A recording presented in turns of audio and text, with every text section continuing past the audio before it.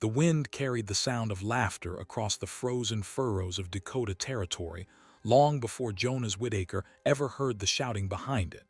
It was the autumn of 1887, and a small crowd had gathered near the wagon road that split the Coleman claim from the empty quarter section beyond.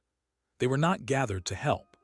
They had come to watch a blind man make a fool of himself.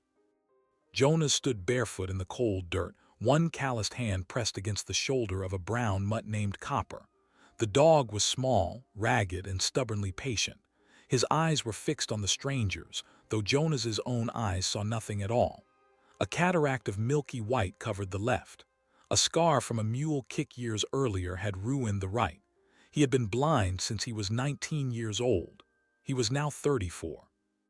Beside him stood his wife, Ruth, holding the hand of their 7-year-old daughter, Ellie. Neither of them said a word. There was nothing to say. Ezra Coleman, Ruth's older brother, had already said everything. Ezra was a broad man with a red beard and a louder voice than the situation required. He owned the seed store in the nearest town, held 2 mortgages on other men's claims, and had spent the better part of a year explaining to anyone who would listen that his sister had married beneath her. Now he stood with his boot resting on a wagon wheel, laughing until the muscles in his jaw ached. "A blind man," he said, "building a house on the prairie." He shook his head slowly, drawing out the words for the benefit of the 3 men who had ridden out with him. "By God, Ruth, you'd have done better marrying a stone." Ruth did not answer. Her jaw tightened. Ellie stepped closer to her father and pressed her small hand into his. The land beneath their boots was not much of a prize. 160 acres of hard grass and shallow topsoil, claimed under the Homestead Act 4 months earlier. No trees for lumber. No river close enough to matter. The nearest sawmill sat 42 miles east, and every plank hauled from that distance cost twice what a poor man could afford. Jonas Whittaker had exactly $9.11 left after filing his claim. Winter was already gathering on the horizon. Ezra had ridden out that morning with an offer. He would buy the claim for $40 and let the family live in the loft above his seed store through the cold months. Ruth could keep house for his wife. Ellie could attend the town school. Jonas, he added, could sit by the stove and stay out of the way.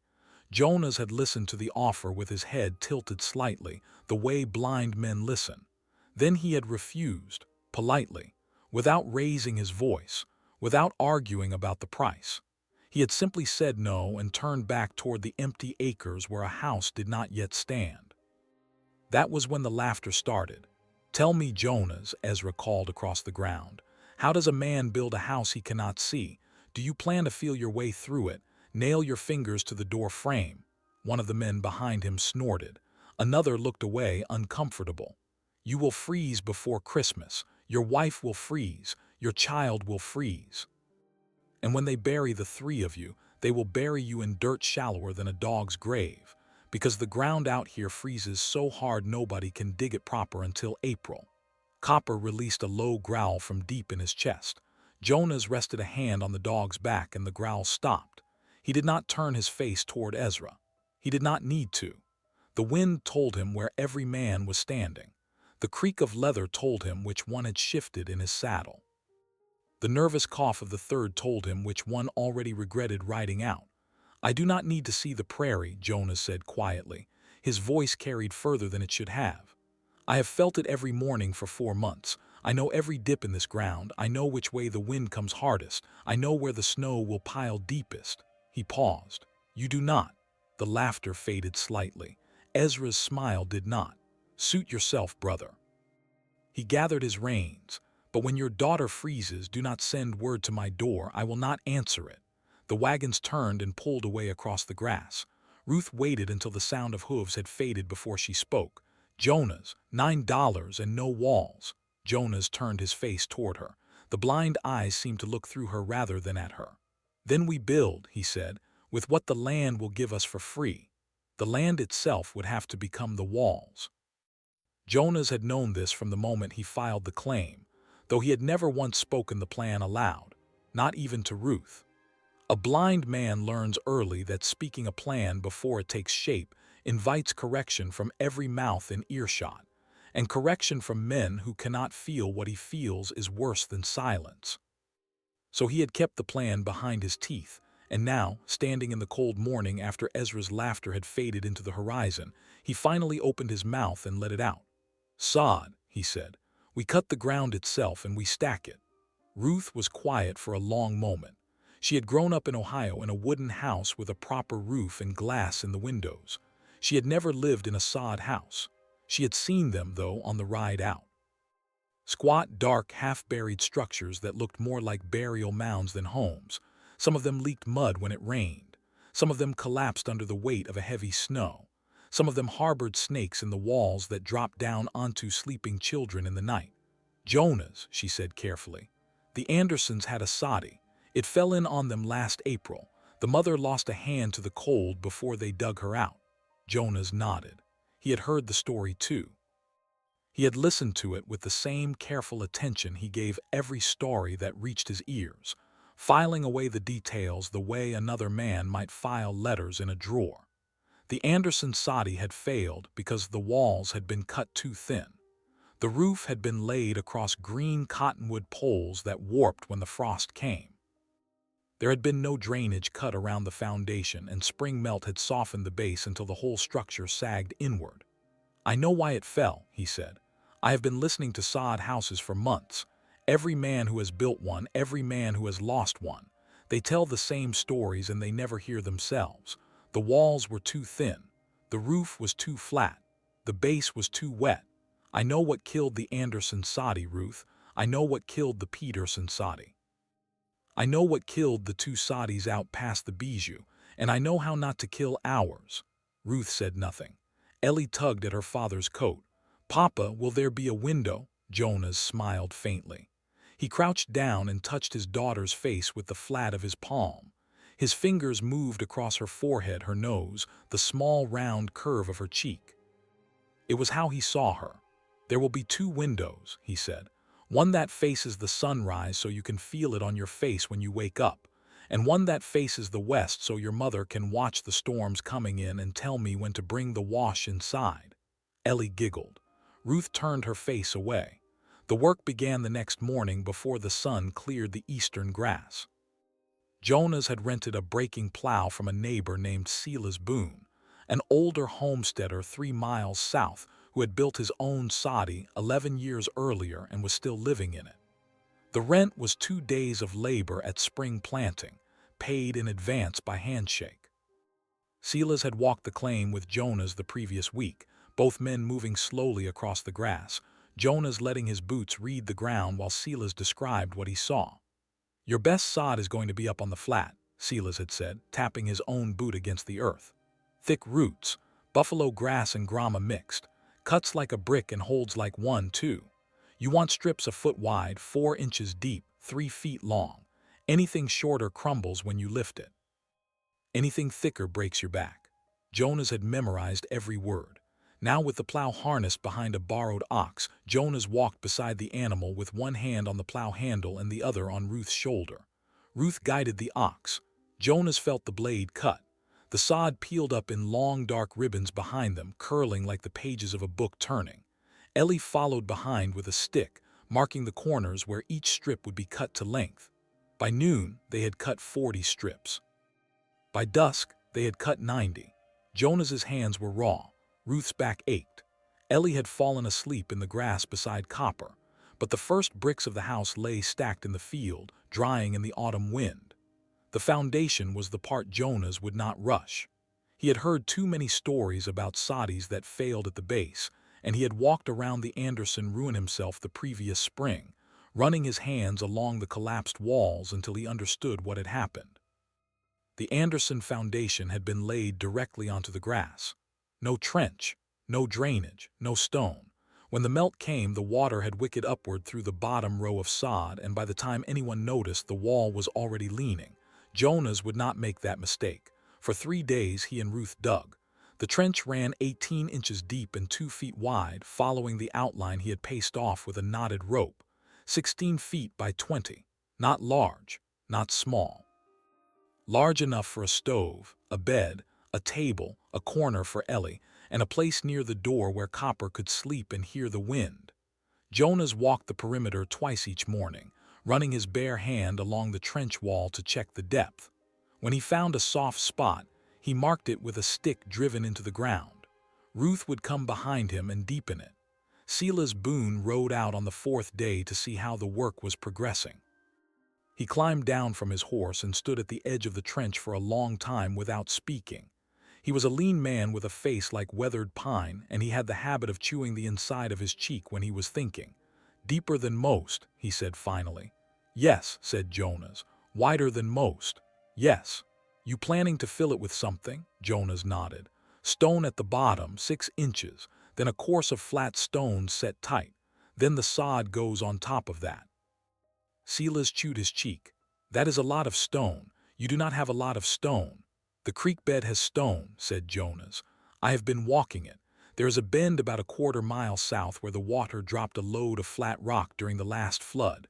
Ruth and I can haul it in the wagon." Silas looked at the blind man for a long moment. Then he looked at the trench again. Then he mounted his horse without saying anything more and rode away. He was back 3 hours later with his own wagon, his own son, and 2 neighbors he had not been asked to bring. They spent the rest of the day hauling stone from the creek bend. Nobody discussed payment. Nobody spoke much at all.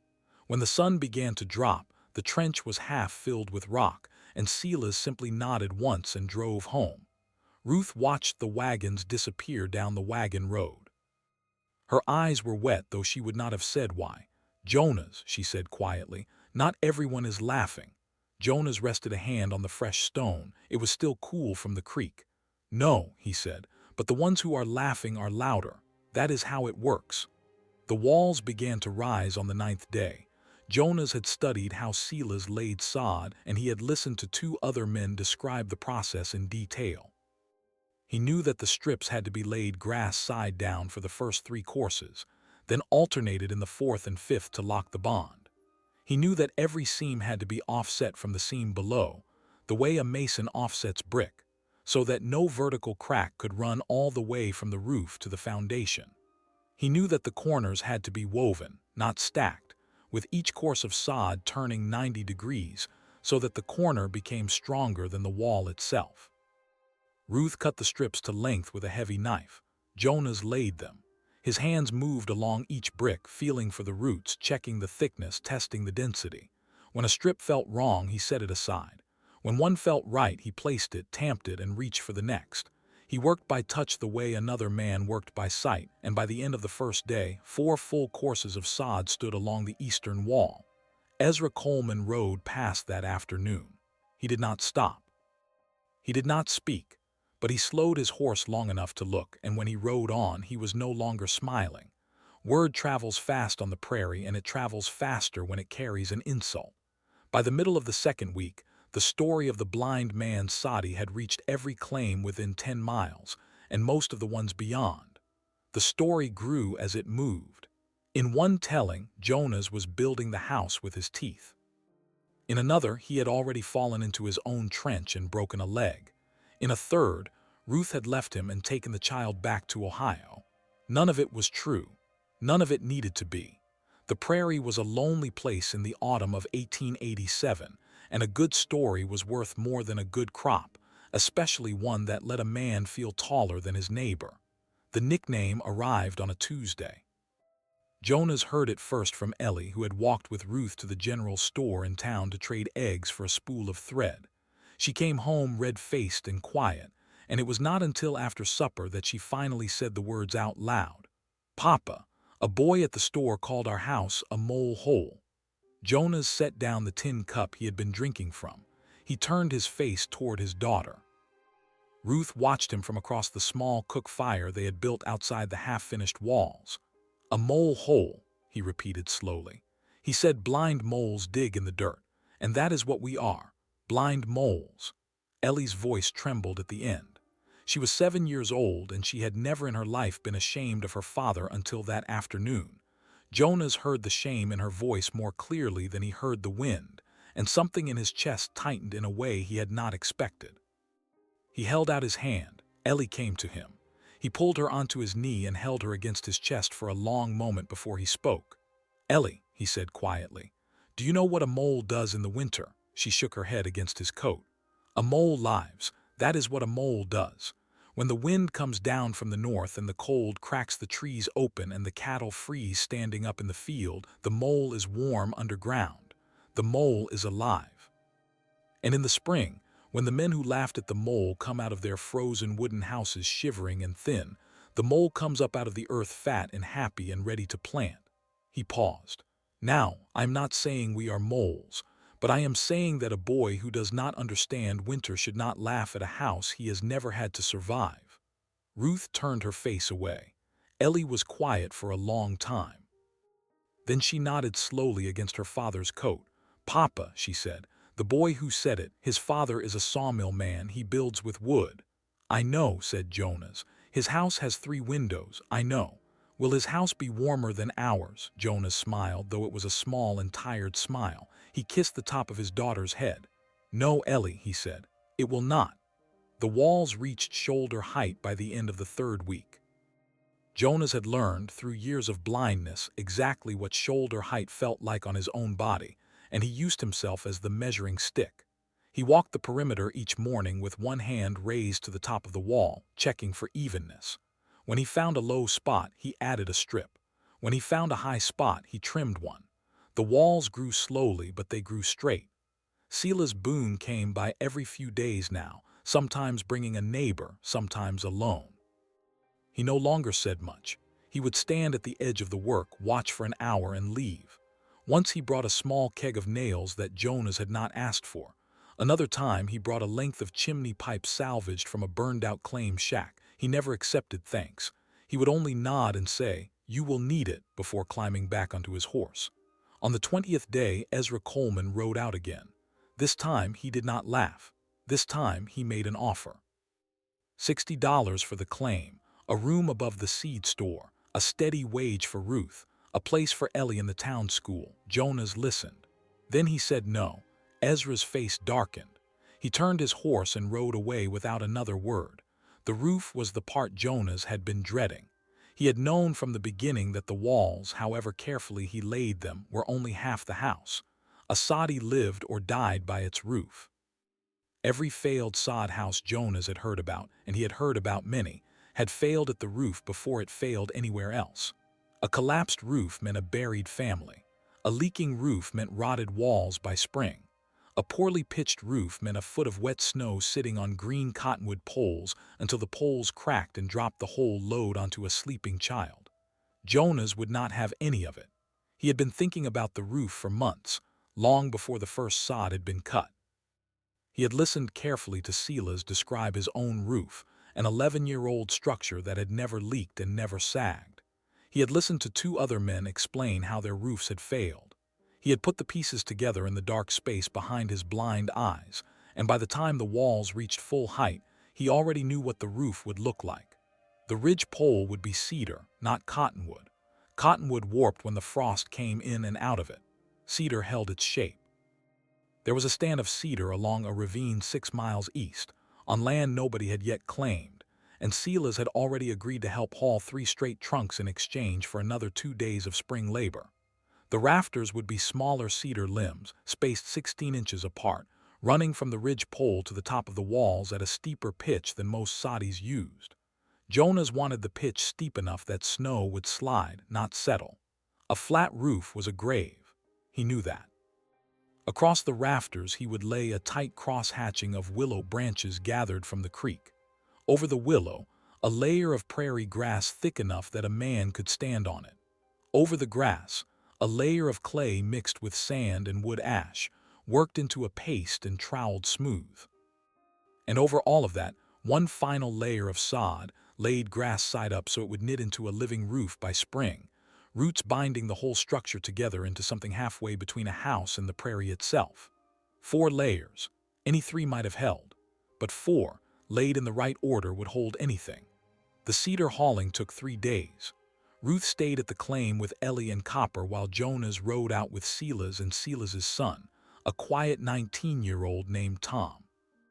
Jonas could not fell a tree he could not see, but he could strip a trunk. He could feel the branches beneath his hands, snap them off at the base, and smooth the bark with a drawknife by touch alone. Silas watched him work the second day and finally said what he had been thinking for weeks. "Jonas, I have known men with two good eyes who could not do what you do with none." Jonas did not answer. He kept working. But something in his shoulders loosened, just slightly, and Tom noticed it even if his father did not. The ridge pole went up on the 28th day. Silas came with 3 neighbors this time, and none of them had been asked. They lifted the long cedar trunk into place, while Jonas stood inside the walls with his hands raised to guide it down onto the notched posts he had cut at each end. When the pole settled into place with a soft thump, Jonas ran his hand along its length from one end to the other. It was straight, it was level, it was solid. Ellie, watching from a safe distance, clapped her small hands together once. The rafters followed over the next 2 days, then the willow, then the grass, then the clay. Ruth mixed the clay in a wooden trough Silas had lent them, working the sand and ash in with her bare feet the way a woman might tread laundry. Jonas troweled it across the grass by hand, feeling each seam, smoothing each ridge. When a rafter felt wrong beneath the layers, he adjusted it.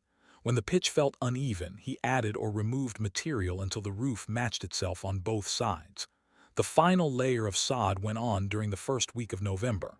A thin skin of ice had formed on the water bucket that morning. The wind had shifted north. Winter was no longer coming.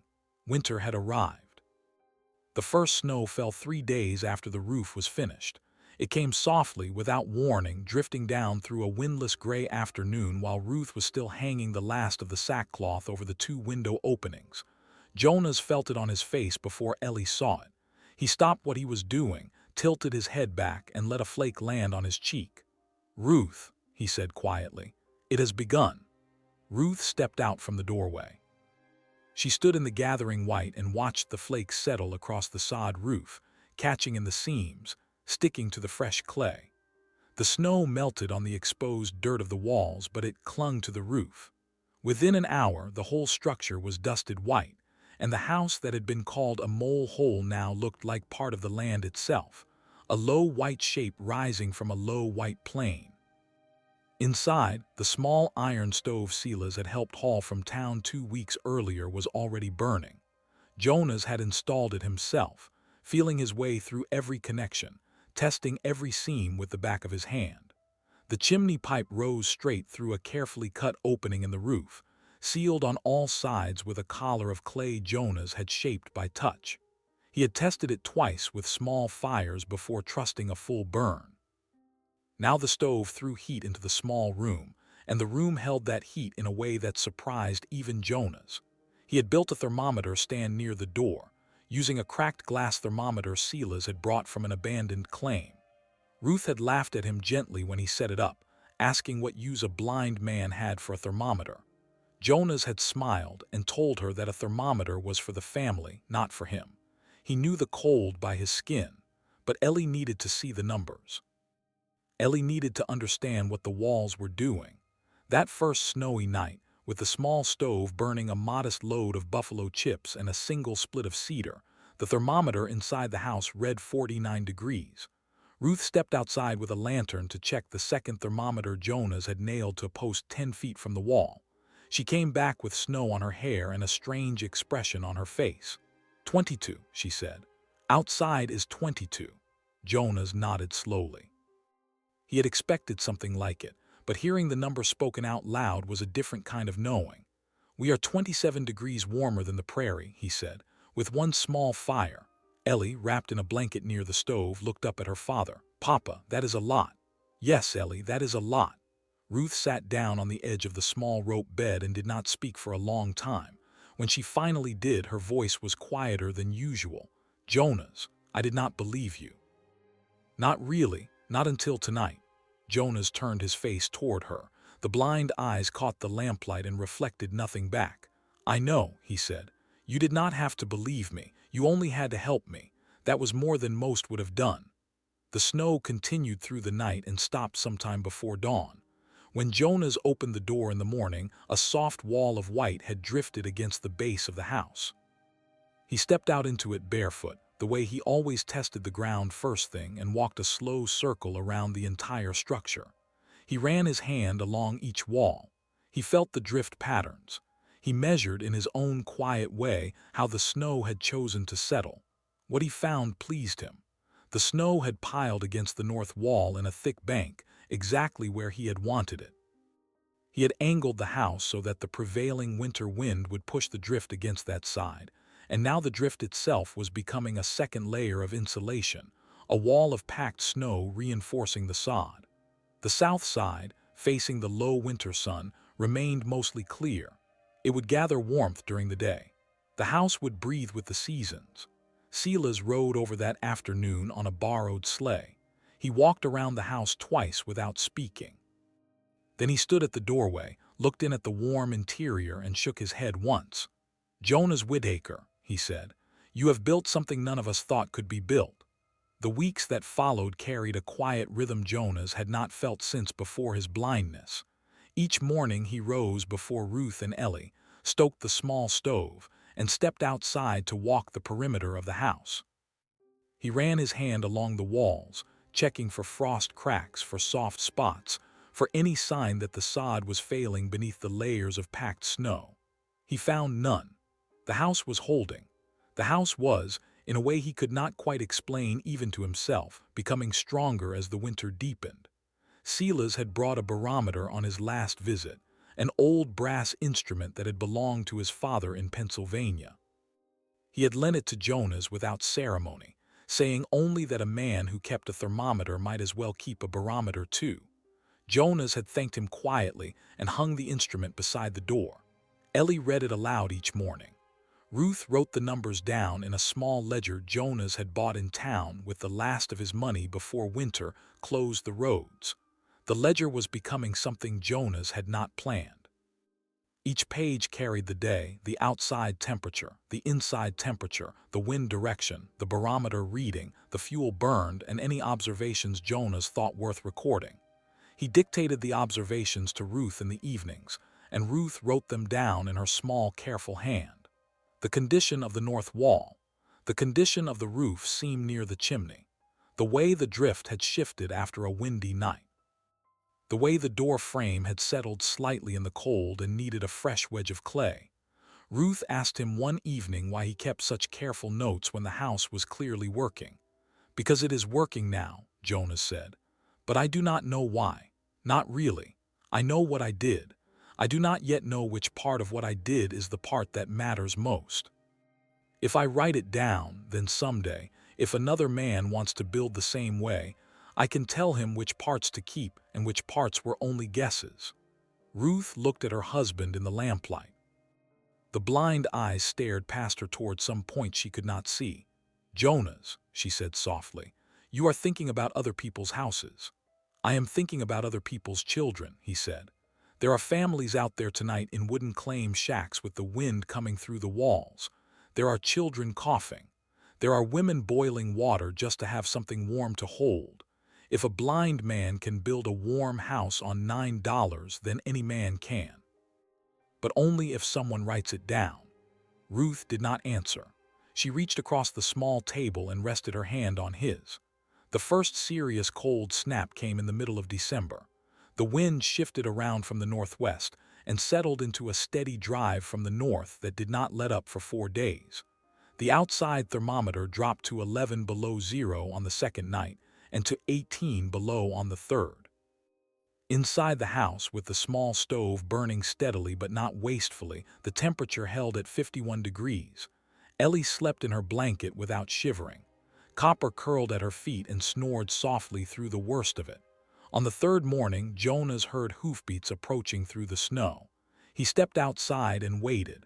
It was Tom Boone, Silas's quiet son. The boy climbed down from his horse and stood for a long moment before he spoke. "Mr. Whittaker," he said, "my father sent me to ask a favor." Jonas nodded slowly. "Ask it." "The Peterson family is 3 miles east, their claim shack. The stovepipe fell in the night. Mr. Peterson tried to fix it and burned his hands. They have 3 children. The youngest is not yet 2. My father says the shack will not hold another night at these temperatures."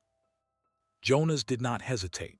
Bring them here, all of them, now. Tom looked at the small sod house, at the single door, at the small windows covered in sackcloth. He hesitated. Mr. Whittaker, there are 5 of them, and you and your family. Bring them, Jonas said again. Tell your father to bring them. We will find the room. Tom mounted his horse and rode back into the wind. Ruth was standing in the doorway. She had heard everything. Jonas, she said quietly, 5 more people. Yes, we will do it, she said, and she went inside to move the table. The Petersons arrived in the last light of the afternoon, huddled together in the back of Silas Boone's sleigh under a pile of horse blankets. Carl Peterson was a stocky man from Minnesota with hands wrapped in strips of flour sack where the burns had opened. His wife Marta was pale from the cold, and her lips carried a bluish tint that Jonas heard in her breathing before Ruth described it to him. The 3 children were small and quiet. The youngest, a boy not yet 2, made no sound at all. That was the sound Jonas listened for hardest. A silent child in a cold wagon was a child who had already begun the slow descent that ended in a shallow grave. He was at the sleigh before it fully stopped. Marta first, he said, the baby with her. Carl next, the other 2 children with Ruth. Nobody questioned him. A blind man giving orders in a snowstorm should have been strange, but there was nothing strange about it. Jonas moved with the certainty of a man who had already thought through every step. Silas lifted Marta down. Ruth met her at the door. The baby was pressed against Marta's chest under 2 layers of wool, and when Ruth took him into the warm room, the small boy's eyes opened for the first time in an hour. The house that had held 3 now held 8. Jonas had already moved the table against the wall. He had unrolled a straw pallet beside the stove for Marta and the baby. He had cleared the corner where Ellie usually slept and turned it into a nest for the 2 older Peterson children. Carl sat on a low stool near the stove with his bandaged hands held out to the heat, and Ruth carefully unwrapped the flour sack strips and cleaned the burns with warm water and a small bottle of iodine Silas had brought. Silas stood in the doorway watching. He had not come inside. The cold from the open door was already pulling heat from the room, and he knew it. But he did not leave yet. Jonas, he said quietly, I need to tell you something. Tell me. I stopped at 2 other claims on the way here, the Hollisters, the Reeds. Both of them are burning wet cottonwood because their dry wood is gone. Both of them have children. The Hollister girl has a cough that sounds bad. Jonas turned his face toward the doorway. His jaw was tight. How far? Hollisters are 4 miles south. Reeds are 2 miles past them. Can you make it before dark? If I leave now, bring them, all of them, tell them the door is open. Silas hesitated. Jonas, that is 15 more people, in a house this size. I know how big the house is, Silas. I built it with my hands. Bring them. Silas nodded once and closed the door behind him. Jonas heard the sleigh runners hiss across the snow as they pulled away. Ruth was staring at her husband. She had not spoken. Jonas, she said finally, 23 people, in a house 16 by 20. They will fit, he said. Bodies make heat. More bodies, more heat. The stove will burn less, not more. We will move the bed out of the way and everyone will sit on the floor. Nobody will be comfortable, but nobody will die. Ellie was watching her father from the corner where the Peterson children had crowded in around her. She was not afraid. She was studying him. The way a child studies a parent when she is deciding in her own small way what kind of person she will grow up to be. The Hollisters arrived 2 hours later, the Reeds an hour after that. By the time the last sleigh pulled up outside the sod house, the sun had been down for 3 hours and the wind had built to a steady scream from the north. Silas had not exaggerated. 15 more people, 2 of them elderly, 4 of them children under 10. One of them, the Hollister grandmother, could not walk on her own and had to be carried in through the low doorway by her son. Jonas stood at the door and greeted each one by name as they came in. He did not know all their voices, but he had heard them all at least once before. He was learning them now, one by one, as they passed through his door and into the warm dark of his house. The blizzard came down on the 4th night, and by then Jonas Whittaker's sod house held 23 souls, 1 dog, and a small iron stove that had not stopped burning in nearly 100 hours. The wind that came out of the north that evening was not the wind of ordinary winter. It was the wind that would later be called, in the newspapers of the following spring, the school children's blizzard, the storm that killed more than 200 people across the plains in a single night, most of them children caught walking home from schoolhouses that had dismissed early into what looked like a break in the weather. It was the storm that would carve the winter of 1888 into the memory of every family that survived it. But Jonas did not know its name yet. Nobody did. He only knew, from the moment the barometer began to drop faster than anything Ellie had ever read aloud from it, that something was coming that would test every seam of clay, every layer of sod, every calculation he had carried inside his head since the previous summer. He walked the walls one last time before the worst of it hit. He moved slowly through the crowded room with his hand raised, touching the sod above the shoulders of the seated families, feeling for cold spots. He found two. He packed them from the inside with fresh clay Ruth had kept warm in a bucket beside the stove. He tested the chimney collar. He tested the door frame. He tested the window seals. Everything held.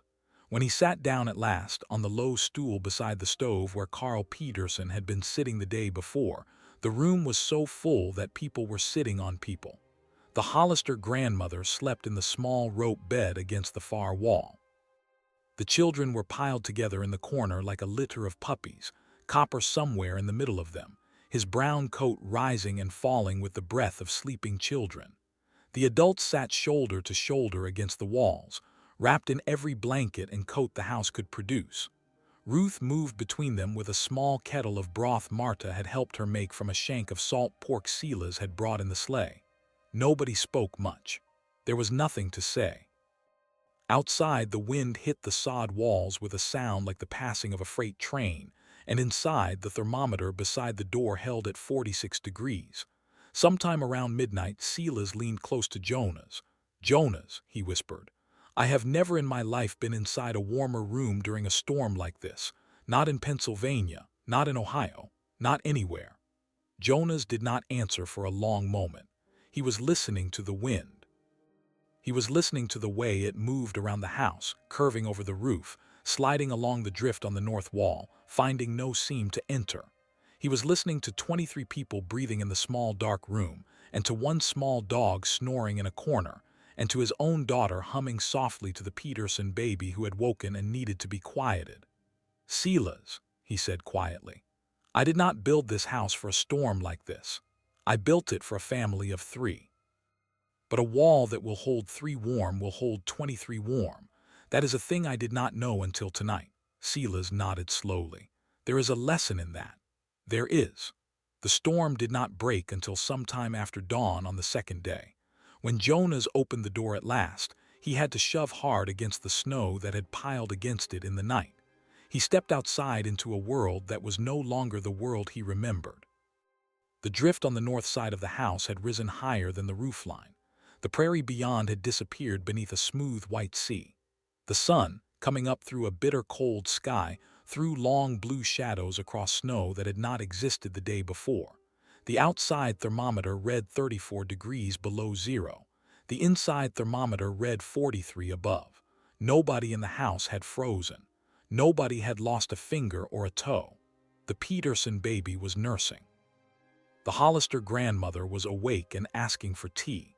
Ellie was standing beside her father at the doorway, looking out at the transformed prairie, and her small hand was in his hand, and neither of them was speaking, because there was nothing left to say.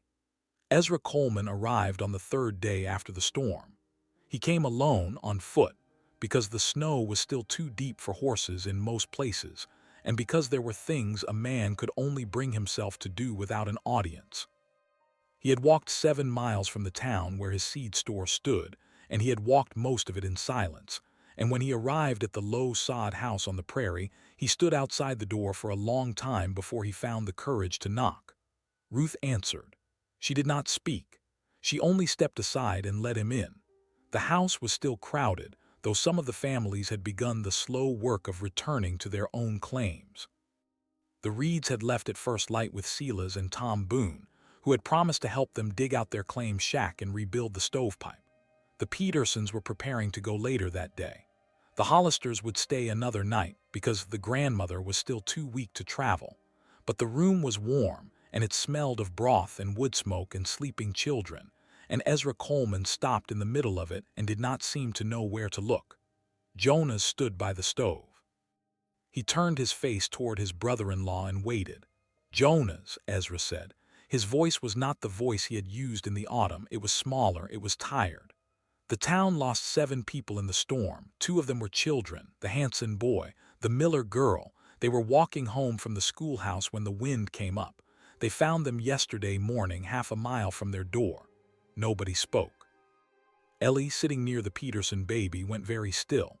"My own house lost a wall on the north side," Ezra continued. "The seed store roof partially collapsed. My wife and I spent 2 nights in the cellar under 3 feet of blankets, and we could still see our breath." He stopped. He looked around the small, warm room, at the 20 people still sheltering there, at the thermometer beside the door, at the walls of packed sod that it held. "Jonas, I came to say something. And I would rather say it now in front of everyone than say it later when it costs me less." Jonas waited.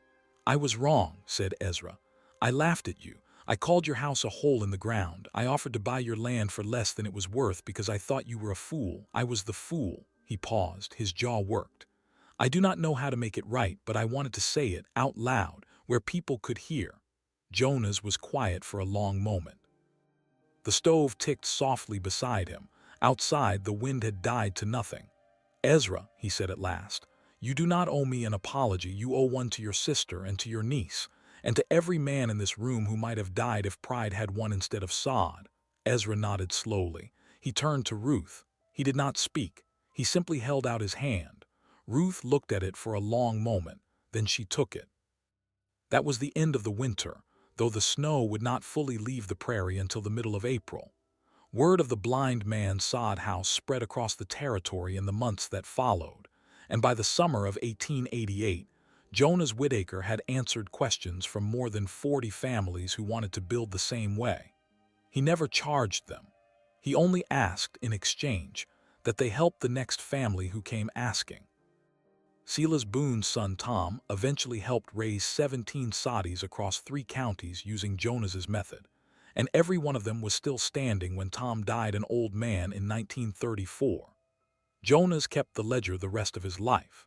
It passed to Ellie when he died, and to her son after her, and it sat on a shelf in a Nebraska farmhouse for 81 years before it was donated to a small historical museum where it can still be read today. The final entry from the storm reads in Ruth's careful hand: February 14, 1888. Outside -34. Inside 43. 23 souls, all alive. Walls held. Below it, in Jonas's own uneven letters added later, are 4 more words: "The prairie held us." If this story moved you, please take a moment to like this video, share it with someone who loves stories of quiet courage and hard-won wisdom, and subscribe for more forgotten tales from the American frontier.